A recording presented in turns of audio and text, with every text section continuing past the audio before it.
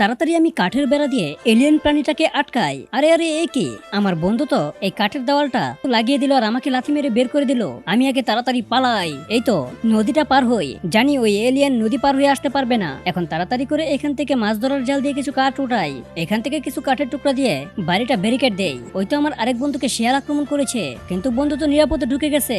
শিয়াল তো আমার ব্যারিকেড ভেঙে ফেলবে। তাড়াতাড়ি এখান থেকে আর কিছু কাঠ নিয়ে একটা আচার টাওয়ার বানিয়ে নেই। এই তো টাওয়ার থেকে শিয়ালটাকে মেরে টুকরো টুকরো করে দিয়েছে। তাড়াতাড়ি শিয়ালের মাংসের টুকরোগুলোকে কুড়িয়ে বন্ধুকে মাংসগুলো খাওয়ায়, তাহলে বন্ধু ওই পারে কি হচ্ছে এখান থেকে দেখতে পারবে। আরে কি, ওইখানে তো আমার ওই বন্ধুকে ওই ভয়ানক এলিয়েন আক্রমণ করতেছে। তাড়াতাড়ি আমি ব্যারিকেড দিয়ে এই স্বর্ণের পাথরগুলোকে আটকাই।